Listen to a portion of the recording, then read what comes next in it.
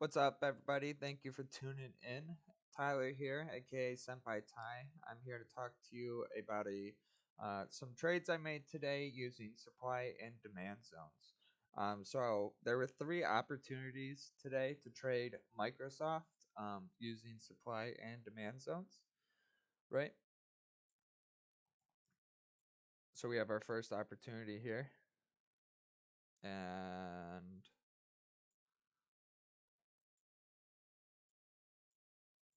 so we have our first opportunity there. We have our second opportunity there. Um, to go in for puts.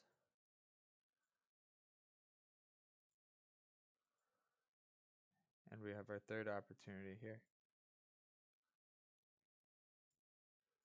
to get into calls. Um, so I was able to get in calls twice today. I got in at 125 here. Not even my first target price, but my first sell price was $2. So I had like a 65% gain just like right off before I even sold any. Personally, I like to sell out. I sell out quarter, half, quarter. Okay. And usually when I get over like 20 to 30%, I'll be looking to sell out my portions. And it all depends on price action. So I was able to sell out $2 around here, and I I sold out a little bit over $2. I think it ripped to like 230 or something.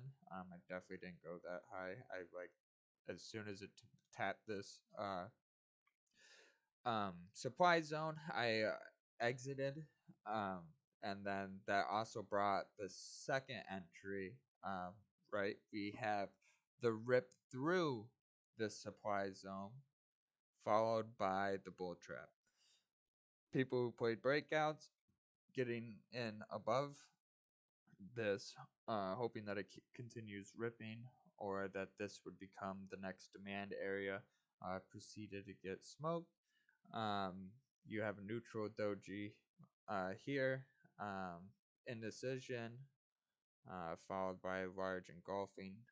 You could definitely watch that on like the 1 minute to get like a good entry, um, because it very well could have come back into this zone, right? And this could have well very became demand, and it could have ripped, but it didn't. So I I didn't play that, but if you were, that's something to be looking at the 1 minute for it to crack hard down. But so you can get in a good position. So I got into my second call position later in the day. Part of the reason why, right, is look at what time we're hitting that demand zone, right here at the bottom, right, 15. Okay, that's 3 o'clock 3 o'clock Eastern time, uh, aka power hour. So I was able to get a good modest 40% in the last half hour, 45 minutes of the day, before wrapping up my day. But I'm going to show you guys how you can chart these supply and demand zones, or at least how I did for this particular trade. Because some of you could be wondering uh, how I come up with those zones before, like how it comes out so perfectly, um, or at least close to it, right? And I'm gonna show you that right now. And we're gonna go.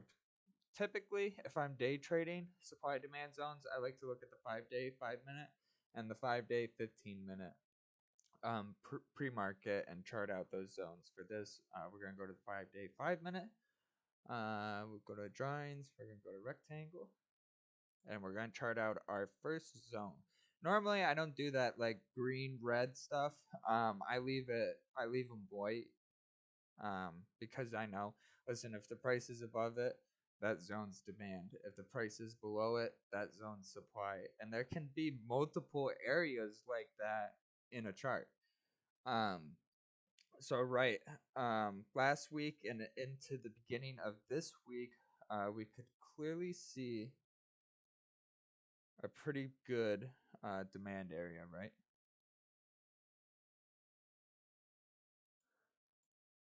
So we have the long wicks, and then we have sharp price movement action up, sharp price movement action up until Tuesday came around and we had a big dump, right? And it broke through this area, so demand becomes supply, right? And it continued to fall.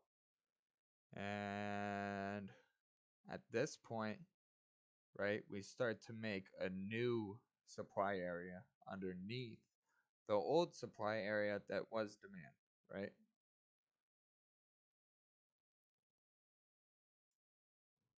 So right there,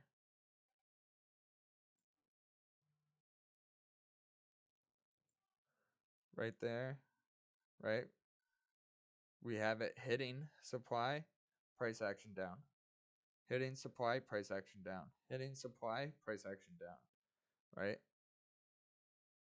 And then we come in today, we have the dump, and then we have the violent aggressive move up. And it moved up through the supply area. Now you don't I shouldn't say you don't. I personally don't trade the breakout. Um, when when I wasn't looking at it at the time, but when Microsoft breaks that area, the premiums on options go crazy. Okay, I will wait for the retest. So we're gonna go back to the daily because at this point we're in the day. We have our supply demand. Yesterday's pre-market high, or yesterday's high, yesterday's low, today's pre-market low, today's pre-market high. Those are the points that I think are significant to the stock. And if you don't, go look at SPY today. I'll take actually 2 seconds to show you. All right. Boop, boop, boop. Right? SPY today. Pre-market low of the day, 393.46. SPY opened, dumped, absolutely dumped, came right down to the pre-market low of the day, and then ripped face. Okay, I'm not gonna get off topic, but those are good areas to have. Um, so we're gonna go in today. We're gonna go into the daily, right? We're gonna go into the daily. We have the fall. We have the fall. We have the rip. Okay, we have the rip, and we wait for the retest. Okay, so we get the retest. We get a couple examples of the retest right there, right? Those long wicks, that's important. That means buyers are stepping in regardless of the candles, which the candles are important, but the wicks are just as important in this situation when you're trading on the daily because that means that the buyers are stepping in and pushing the price up when it comes to that point. So we are able to get into one or one 247.5 calls that expire tomorrow at $1.25 per share. Um, and my average sell was over $2 a share. It wasn't a perfect 100%, but it was goddamn near it. And if you were somehow to get a perfect entry, you probably would have gotten about a 150, 160% move. Um, so we were able to enter calls once we got the break of what was supply this morning. So it breaks, and now this area becomes demand. So we're expecting buyers to step in and drive this price up. And that's the exact type of action we get here, right?